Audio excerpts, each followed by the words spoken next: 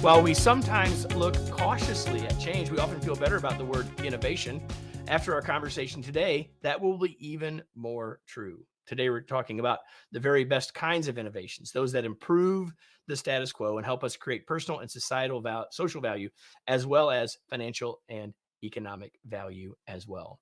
So welcome to another live episode of the Remarkable Leadership Podcast, where we are helping leaders grow personally and professionally to lead more effectively and make a bigger difference for their teams, organizations, and the world. And if you're listening to this podcast, you could be live for future episodes on your favorite social channel. You can get access to future live episodes, know when we're going to do them, and therefore join us and interact with us by joining our Facebook or LinkedIn groups, just two of the platforms on which you can join us.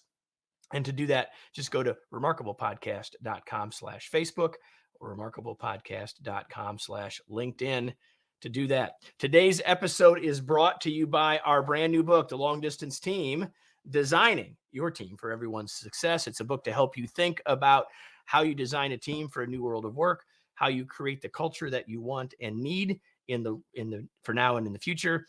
And you can learn more and get your copy at longdistanceteambook.com. And with that, now I'm going to bring in our guest. He is going to join me, and there he is. And I'm going to introduce him now, and we have not had the chance to meet until right this very minute. And so our guest today is Mauro Porcini. He is a senior vice president and chief design officer at PepsiCo. That's why I said he might want you to drink something different than coffee. In the past 10 years, he and his team have won more than 1,800 design and innovation awards. And in 2018, PepsiCo was recognized by Fortune in its Business by Design list. He was previously 3M's first chief design officer. Over the years, he has been the recipient of many honors, among them Fast Company's 50 most influential designers in America, Fortune's 40 under 40, and Ad Age's list of 50 most influential creative personalities. And he can now add author to his list of accomplishments, as he is the author of The Human Side of Innovation. And he is also, I believe, the first ever guest on the show who is a knight, according to Italy. So, Mauro, welcome. I am so glad that you are here. Thanks for joining us. Kevin, it's a pleasure to be with you. I don't have my horse. I'm a knight, but I don't have a horse yet. But I have a white dog here. Well, I don't think you should try to ride that dog. I just say that. It would be very difficult. So while we were waiting for you to get here, and I'm going to change our view here for everybody. While we were waiting to get here, I was asking people when they hear the word innovation, what do they think? And we'll come back and share some of those things with you in a second. And Mike, by the way, says you'll be happy to know that Mike loves Pepsi. So we'll go there. So what I really want to do, we've got a little bit of your background here, right? But I really am curious sort of what led you to doing this kind of work. Passion for creating stuff, solutions, products, brands, experiences that can touch the life of people. And so then you can do that in the food and beverage industry, you can do that in aerospace, in consumer electronics, in all kind of service industries that you can imagine. You can do that anywhere. By the way, you can do that also in your private life, outside of your job, creating something that somehow help others, has a positive impact in the life of people. It could be, helping by creating something that is more functional, more convenient, but also more fun, light and enjoyable. There are many dimensions of value that we look for in our life, in our journey towards our happiness. I knew, everybody, even though Mauro and I have not met, I knew before we started, because I've read the book, that this was going to be a different kind of podcast. And you already now know that that's the case. So we're going to talk about innovation a lot. And the first question or the next question that I had for you, I'm going to ask, and then I'm going to go back and share some of the things that people answered when I asked them earlier, when they think innovation, what do they think? But I want you to answer this question, because one person actually said, well, innovation means change to them. So are innovation and change the same? And in your mind, how are they different? Well, if we want to use the word, I would add something else, positive change. right? Uh, Essentially, innovation is all about taking the status quo, identifying an opportunity to create something that is valuable for people, that can add some form of meaningful value for people, and changing the status quo in a positive way for the better. There it is. In Taking fact, something and when making it better is what someone yeah, actually said, right? taking We've got something and you synthesize it in a perfect way. Yeah, transformation is part of that, but and it's interesting when you interpret innovation in that way, you understand that you can apply innovation to anything. You know, if you Google the word innovation, if you go online and you search, and in conversations that often we have around innovation, we often talk about technology. You think about, major breakthrough innovations, but the reality is that the innovation mindset can be leveraged and applied to a packaging design project, to the next brand campaign, to the definition of your team, the way you create the culture of your team. Anything is innovation when you take the status quo and you transform it, you change it for the better. In fact, I use the same tools to design a product uh, and to design a team, a culture. I was actually We're working on the 10 years anniversary book of Design at PepsiCo, and I was writing the intro page exactly this morning, and I was talking exactly about this, how we have been using the lenses of design thinking, the approach of design thinking, to design the entire PepsiCo capability, the entire function. That by definition was a project of innovation. It's the meta project, the design of culture, but in an innovative way because it's new to the company. And as I'm sure many people listening to us right now know very well, when you try to build a new culture within an existing company, build a new capability that by definition is going to overstep all other functions, because the company was anyway working, on those dimensions you're going to touch before you existed.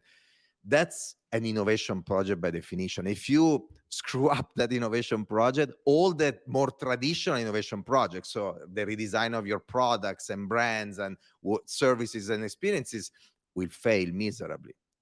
right, because we're saying at the higher level that isn't really what matters, right? So you've written this book called The Human Side of Innovation, and in it you say that innovation is an act of love.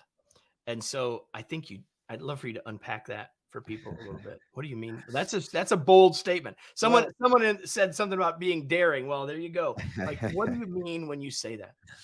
look, I love the fact that we started this conversation talking about innovation as change or innovation as transformation. So think about the very first act of innovation of us human beings. It happened thousands and thousands of years ago when the uh, prehistoric woman or man decided for the first time to take two stones and scratch them against each other to create a tool, to modify what was available in nature. For what? Well, at the beginning, to create a tool for hunting, then to prepare the food, then later on to decorate your body, later on to create something to celebrate your gods. Now, just these few uses, and there were many other uses, but these few define a series of needs that Maslow, thousands of years later, defined in his pyramid. At the base is survival, so it's the physiological needs, is nurturing yourself. Then there are the needs at the center, is connecting with others, is defining your identity in connection to those others, the decoration of your body as an example, all the way to the needs at the top of the pyramid, celebrating your gods and going beyond yourself. Well, when you fulfill all those needs, you reach your happiness. I mean, very simply, this is what all of this is about. So innovation back then, creating these products, was by definition an act of love towards yourself and towards the people close to you that you were creating these objects for. Now, at a certain point, when those people started to create many objects. At a certain point, they realized that they couldn't do it all by themselves. They needed to go to their neighbors and ask them, can you create some of them? And I will create others, and we exchange them. And so they started in this way. Then that kind of activity started to scale up, and we invented the idea of work, the idea of companies, the idea of brands, and then we scale it up more and more and more, until at a certain point, very recently, in the past 100 years, we started to confuse the idea of creating as an act of love for others, so really creating the most extraordinary solution that you could think of. Like, if I'm creating a product for my daughter, of course I'm gonna really care about having the best of the best of the best if I'm doing it with my hands. We started to change that with the love for profit, with creating for profit. I'm not gonna do the best of the best of the best. I'm gonna do something good enough, but very profitable, that really generate financial value for my company. And if in my industry, mediocre products, average products are the standard of the industry, it is what it is. It's a beautiful, dynamic situation, dynamic balance, where I don't need to do more if that more is impacting my margin, is impacting my profitability. This has been, unfortunately, the logic of essentially any industry for many, many years. After the very first product was created, it was defined in that industry, then, over time, you create, there was this dynamic balance. And, with many peak of excellence and many, problems in other situations. Until 20 years ago, more or less, the world started to change radically through digitization, new technologies in general beyond those, and globalizations, all of those things combined. So all of a sudden, the people in the street, anybody listening to us right now, anybody can come up with an idea, get easy access to funding through the proliferation of investment funds and incubators, looking for the next big idea to build the next big startup. You get out of school today, you dream of building your startup. You don't dream anymore to just join a big corporation and do what your parents eventually did in the past. All of this idea of building a startup today is plausible. You can go online in Kickstarter.com and crowdfund your idea. Cost of manufacturing is going down, driven once again by globalization and new technology. So it costs less to produce your idea, and you can go straight to your end user in many industries, not all of them, but in many industries, through e-commerce to sell them your product, and through social media to build your ecosystem of communication. So these were the areas where the big corporations used to build their big barriers to entry, made of scale of production, communication, and distribution. These barriers to entry are crumbling down under, the winds of this new scenario. And so we are left, and I will close, we are left with just one option. Big companies and small companies, they need to refocus everything, their culture, the way their people think, to one variable, the human being, the people.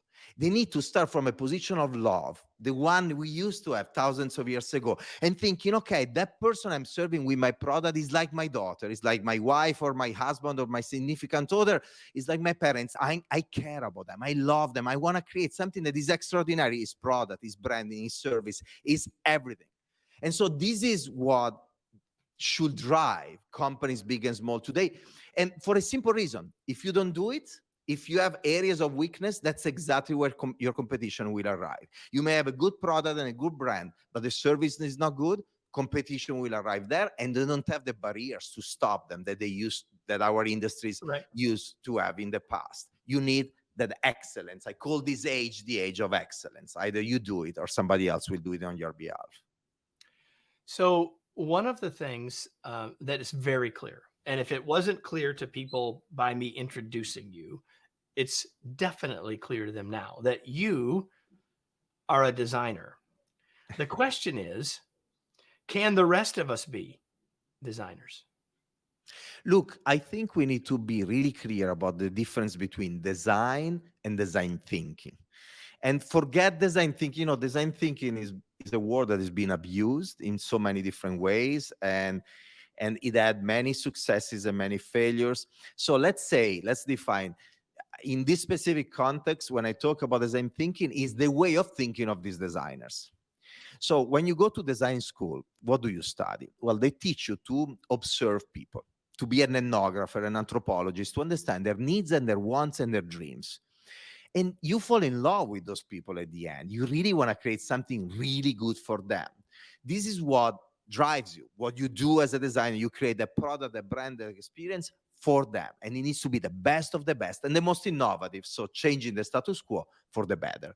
Then they tell you, by the way, you also need to make money with it, else no company will give you, the possibility to do that product. I was like, okay, is something that I need to consider. But what drives us is to create extraordinary products and brands. And this is when we can, brag with people, we can advance our careers. If you are in business, and I'm going to be a little bit provocative now, you go to school and they teach you to grow a business from A to B.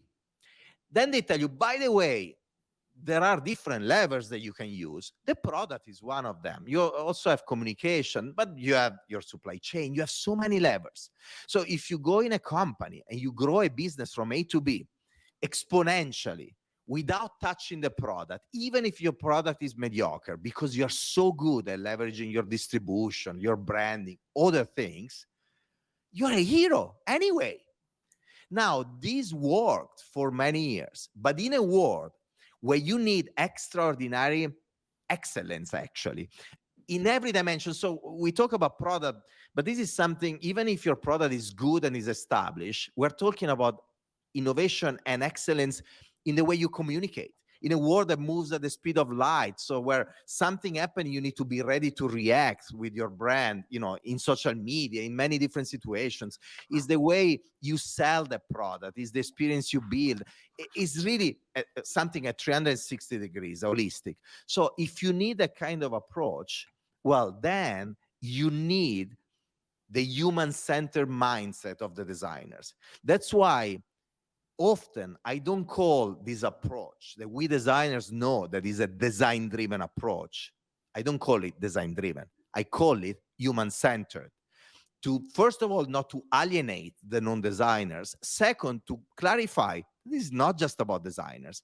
I need marketers, engineers, scientists of any kind, finance people, HR, all the different functions and capabilities and professional communities to have this design-driven mindset, or let's call it human-centered. Is also the reason why the book that I wrote doesn't have the word design in the title or subtitle.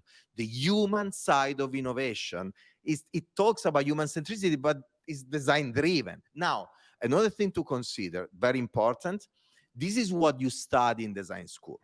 So if you have a company right now, or you are the leader of innovation of, in your organization of any kind, you think, oh, well, I can go and hire a designer now and apply this approach and help and having this designer becoming a little bit of the ambassador of the new culture for everybody else to follow. Well, it's not that simple. Because in design school, they teach you that kind of culture. The problem is that armies of thousands and thousands, actually millions of designers all around the world get out of design schools and they have no way to practice that approach. They go in a company and the company put them in the little bucket of cake decoration, do the styling of the product, do the styling of the packaging.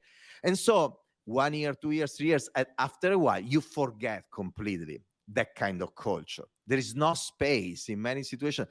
And so to find this kind of design thinkers that could be the ambassadors of that new culture within your company, to then have all the other functions embracing the same approach, is damn difficult, and is being one of my biggest challenge in the past 10 years, hiring more than 300 designers that we have now in the organization, talking with thousands of them to find the right talents. It's difficult, and is one of the reasons why also mostly we're growing them from within. I mean, we have been hiring at executive level, vice president level, many people, but we are understanding that really growing them from within with that kind of new culture, design at 360 degrees is our best option to get those kind of talents. And that's kind of the back half of the book. And you talk about this person being a unicorn. I want to get to that, but I've got a couple other things I want to ask you before we get there, to help all of us think about this human-centered approach.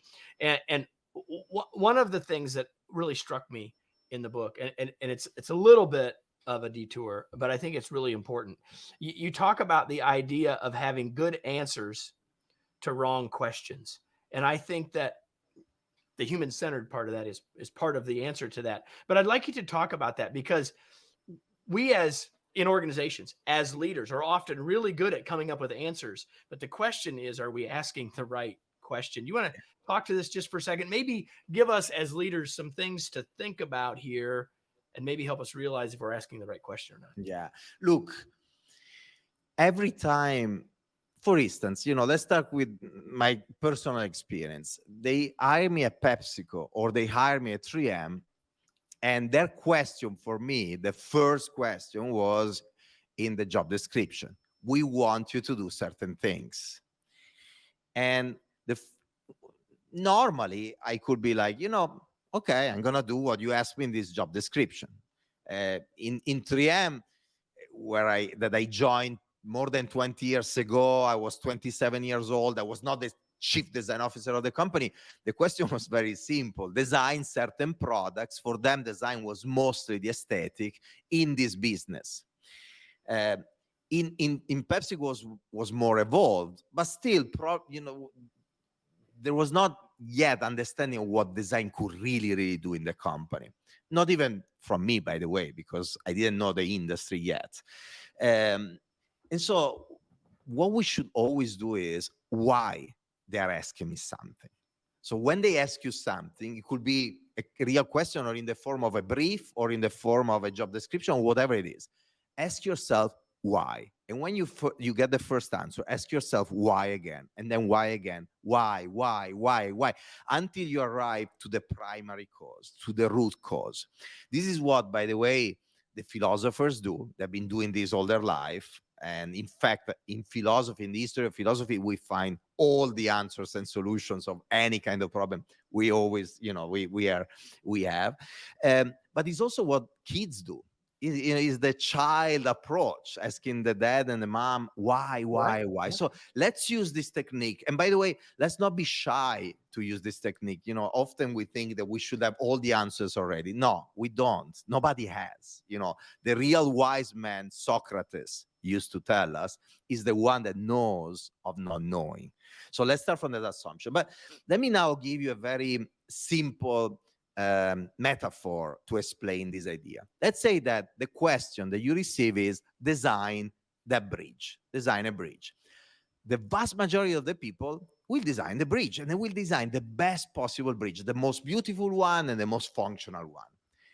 The real innovator will start to ask, why do I need to design a bridge? You may find, the first answer is, well, I need to move from one side of the river to the other side of the river. At that point, you ask yourself, why again? Why do you need to move from A to B? Well, because in B, there is a school. Well, then maybe the first solution is that instead of a bridge, I need, I don't know, something faster, an helicopter, something that when they made the first bridge 100 years ago, nobody considered, because there was not that alternative solution. But the better solution to that, actually, for your town, maybe could be to build a school in your town. And maybe you build a bridge for them as a temporary solution, but then you start to make a case for the school. This is what innovation is about. Is your business asking you to redo over and over and over again the same thing? And when you ask why, you arrive to the root cause that, by the way, changed because everything around you has been changing. The company was created 20, 50 or 100 years ago is a different company today because the society is different. But maybe you are still stuck with the same kind of product, service, solution. But if you start to ask yourself why, it doesn't mean you're going to be able to build a school in your town on year one. Maybe you will need also to invest to build a new bridge on year one to make everybody happy. But from year one, in parallel, you will start to work on building the school in the town, because that's the solution that the town really needs. Got it. That's really excellent. And I think that you're right. We often We often ask the wrong question. And I appreciate your approach to say let's use the why question, which we know is valuable, as a way to help us make sure we're uncovering the right question so we can get the right answer. Um, One other sort of random-ish thing from the book that I think is incredibly valuable for all of us, especially as leaders, and that's this idea of being a surfer of trends, or a trend surfer. Um, what do you mean, and how do we do it? Well, in the book, I surf a little bit, and I explain this a little bit more. Essentially, if you are a surfer, you're out there on the water with your board, and the real good surfer is the one that understands when the right wave is about to arrive. And I found myself so many times in a situation where there are many surfers out there, and then there is one that start to paddle, and everybody's like, why is paddling? I mean, it's just too early, or we don't see what he sees. Right. There is this big wave arriving, but he starts to paddle before us, so that when the wave arrives, he's ready and he catch it and he does something that nobody else can do. So the surfer of trend is somebody that essentially is in tune with humanity. And being in tune with humanity means also being in tune with society, because we're organized within, the context that we call society, and in tune with the planet as well, because the planet is the environment where we live. And so in tune means that somehow you have that sensitivity, but also that ability to observe reality, to understand people, the curiosity to keep putting yourself out there, out of your comfort zone, to, with intuition, understand when things are about to happen, when the society is changing, when there are new opportunities. By the way, in the three dimensions of innovation, in the three dimensions of design thinking, the three lenses: humanity, people, but also the technology that is humanity produce, and the business models that this humanity leverage. So always being there, understanding what's going on, and then being able, before anybody else, to catch that trend when it starts to manifest itself. And for instance, in my case, if you work in a big corporation, trying to transform that trend in something that is scalable, you could become one of the drivers of scale of that trend through your platform.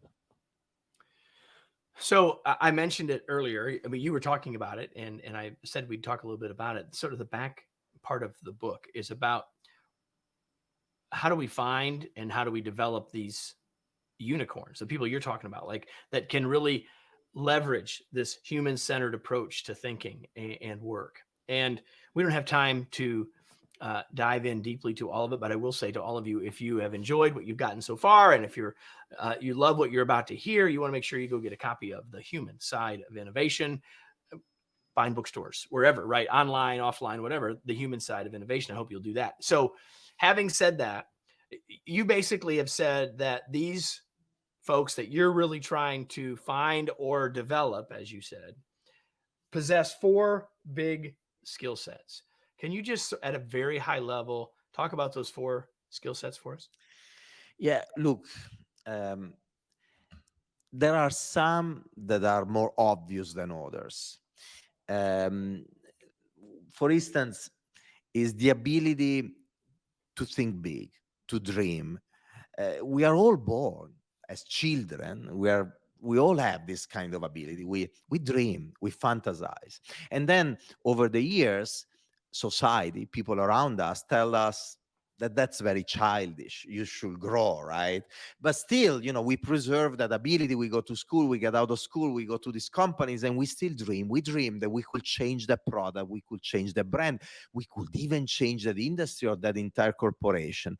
And then you face people that tell you, this is crazy. I mean, it's so arrogant from you to think that you can change a company like this or an industry. Why do you think you could do it? Nobody else did it before. So at a certain point, you start to convince yourself that actually dreaming is wrong, that is childish indeed.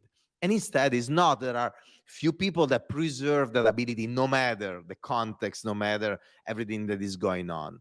But that's not enough either. If you just dream and you live in the comfort zone of dreaming, if you like dreaming, that become a comfort zone, nothing is going to happen. So one of the first characteristics of these unicorns is the ability to balance the ability to dream with the ability to make things happen, to execute. Now, that means also to take trade-offs and compromises and understand that by taking those trade-offs, you are not betraying that dream.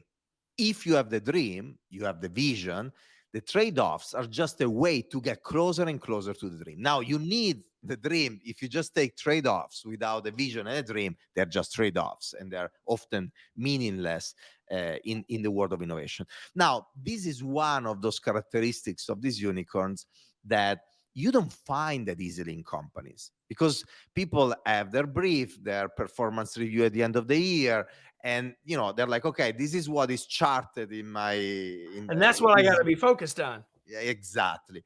And so these kind of people, disruptors, they're not easy to find, and even when you find them, they have a very hard time in these companies unless there are executives in the company that build a safe space for these people and the right territory for them to thrive, and also help them connecting with the rest of the organization at a certain point. But this is one dimension. There are others that are less obvious. For instance, the optimism, kindness, curiosity, and many others, empathy, respect. And there are 23 characteristics of these unicorns. And by the way, this book, there is a lot of theory, but it's really based on the practice of my life, my professional life, and my personal life as well. So take it for, for what it is my experience. In my experience, that brought me not just to become, an executive of a big corporation now for many years, not just one, but to become also a happy person. I'm happy. I'm really happy in what I do at work and what I do in my life.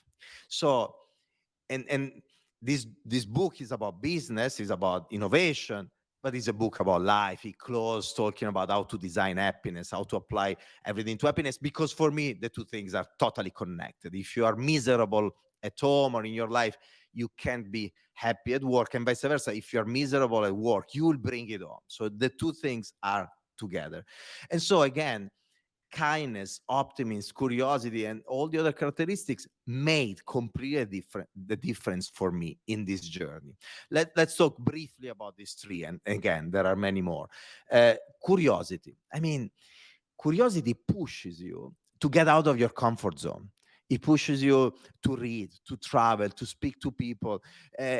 Curious people love, by definition, different people, diverse people, people with a different background, because they see in that diversity the precious gift of knowledge. These people will know something, or they will see life in a way different than mine. So I can learn a lot.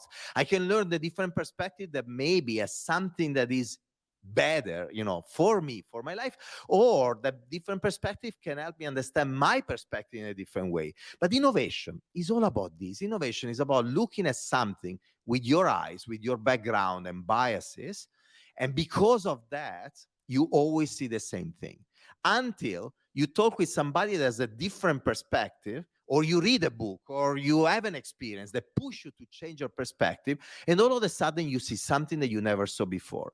In this dialogue with people different from you, so in a diverse kind of team, I could see something that you don't see.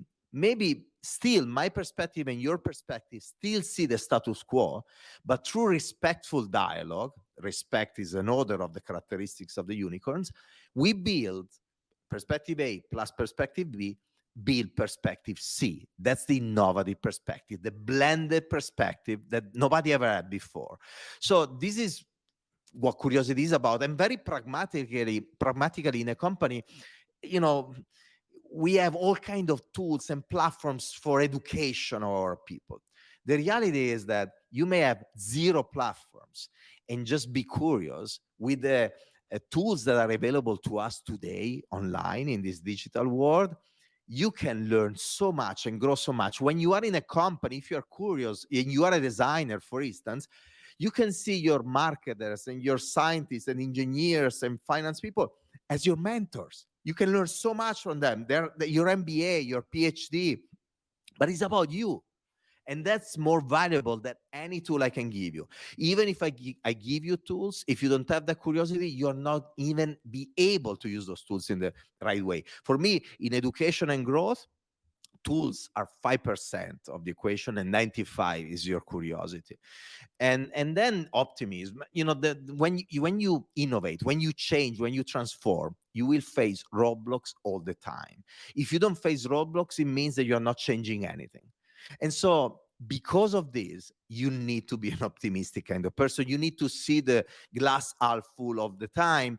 And as any other of the 23 characteristics, part of them are inside ourselves when we're born, and some of us have them more than others. There are people that are more optimistic than others, but the other half of each of these characteristics is something that we can grow by practicing, by Right.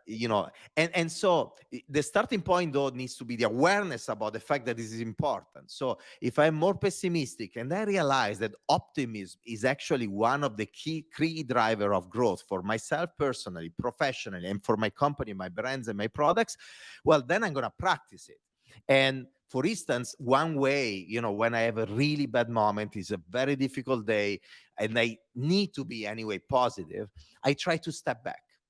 I remember the dream, I remember where I'm going, the vision, and that gives me a lot of energy already. And then I look back and I remember where I came from and the steps I did to arrive to where I am today. So even if the today seems impossible and shitty and is really a bad day, remembering what happened in the past and where you're going helps so much changing perspective in a more positive way.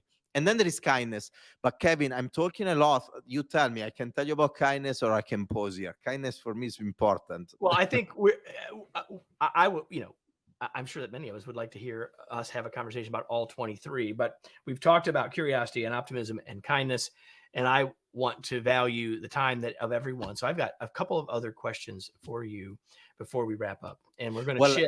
then No, just please. a nudge. I'm not going to talk about kindness, but I link kindness to productivity. I show in the book, if you will happen to read the book, how by having kind people, you can drive everything you do, innovation or a business in general, with much, much more efficiency and effectiveness. Today, eventually was not the case 20, 30 years ago. We're in a different kind of situation. Today, where you need to be hyper efficient, you need a kind of kindness in the organization. So I'm not going to talk about the how and why. If you're curious, there is in the book, or if you want, I can talk at the end of this conversation. The human side of innovation, everybody. But now I want to shift gears. You've told us one thing you do for fun, which is surfing. But what else do you do for fun?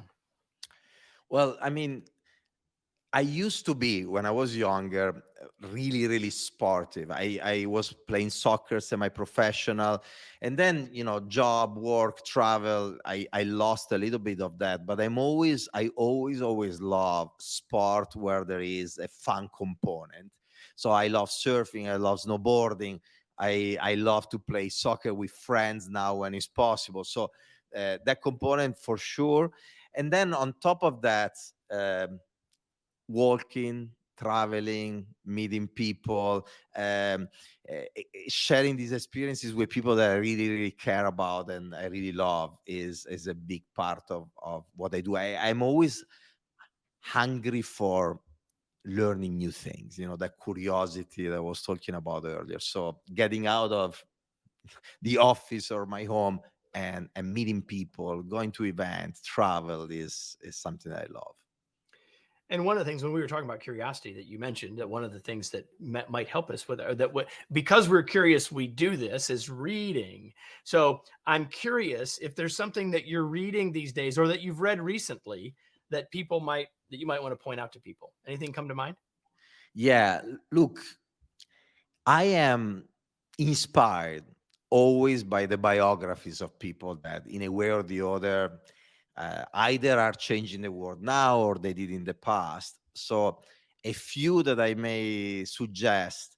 well, the iconic biography of Steve Jobs by Walter Isaacson that I think many people already read. When I finished the book, I was like, okay, I need to change the world, and I felt like I was doing nothing, no matter I was doing already, decent things. I was like, no, no, no, no, no, I need to do more. The same impact on me had the two autobiographies of Richard Branson, Finding My Virginity and Losing My Virginity.